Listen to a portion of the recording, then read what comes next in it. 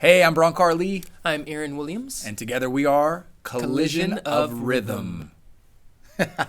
Today we're going to talk about, Today we're going to talk about how we can collaborate with people even if we don't necessarily get along with them, which can be really challenging. Yeah. I mean, I've experienced that. Right.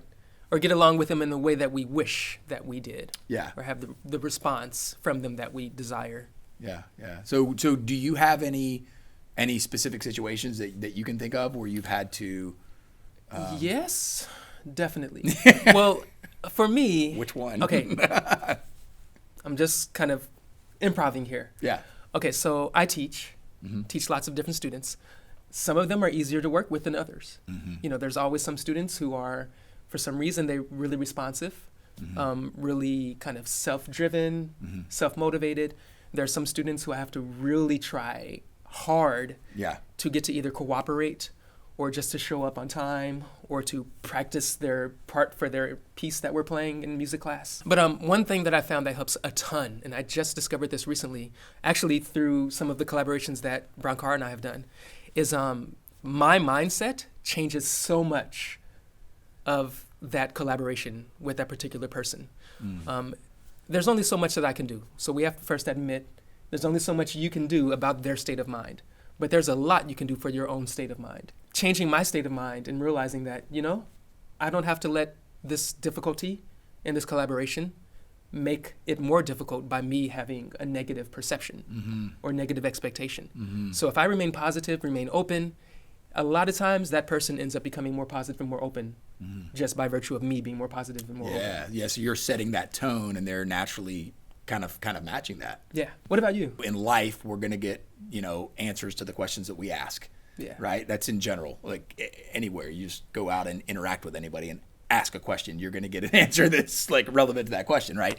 So in leadership roles, I find that I can get more specific with my questions, or I can ask them in a way where I'm kind of steering them. I'm thinking of somebody that has kind of less preferred energy or a little bit more negative energy that's more combative or confrontational. There's definitely moments where, healthy conflict or, that healthy tension, I say a little bit of tension keeps the guitar string in tune, you know what I mean? It's we can't just be totally flat. Yeah. But if somebody has more negative tension and they thrive off of that, by just adjusting my question a little bit, I steer them in a way to get them to focus on the positive or to focus on the possibility. I find the way we ask our questions has a huge impact on the answers we get to those questions in a broader sense of life and in these more intimate collaborations. Yeah.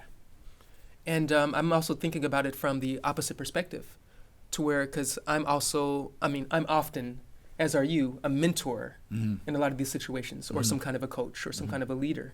But if you flip that, sometimes you may have a difficult time collaborating with someone who is your boss or who is in charge of you.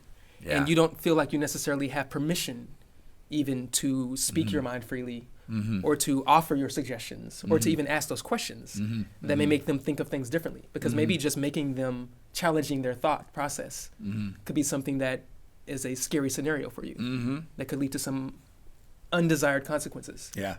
I think of a recent example, actually, where I was working with a person who was kind of in charge of this project we were working on. And they were doing something in this project on a consistent basis that I could sense that if they changed it just a little bit, it would make our entire project more successful.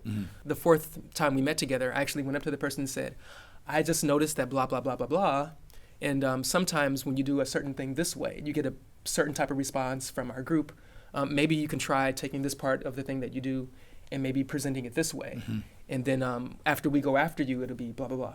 So it was more of a collaboration, but this person was the leader of this group. So you gave them an invitation. I gave them an invitation. Yeah. The old me would not have made that invitation. Yeah. Before I got used to this idea that, it's okay to speak clearly and communicate, and you can do so in a non-confrontational way that just offers a very simple invitation. And the person thought about it for a moment and said, yeah, that makes sense. Okay, we'll try it. And then the next time we did that particular demo or whatever it was, again, that person tried that thing and it went way better. And that's obviously the delivery of your suggestion or your invitation Right. makes a big difference, you know, Yep. which is like, hey, just the simple wording of, are you open for some feedback, or are you open for a suggestion, or hey, I have an invitation, or something that's inviting, as opposed to like, I'm going to tell you what you need to do. Right. Like that is a much different end when you point, Yeah. right, versus when you invite, you know, Or making assumptions. Yeah. Like, you're doing this thing. I don't know why you're doing it. Why are you doing it that way? Yeah. Like, maybe they had positive intentions all along. Yeah. So assuming goodwill, that was a very deliberate Yeah. aspect that I learned. Assume goodwill. Yeah. That actually does work. The theme of communication and learning how to express yourself clearly is a really big component of collaborating with people that may be more difficult to collaborate with. Yeah. And that maybe you're not enthusiastic about that collaboration. And thinking about what their story is. Yeah. Like, where are they coming from?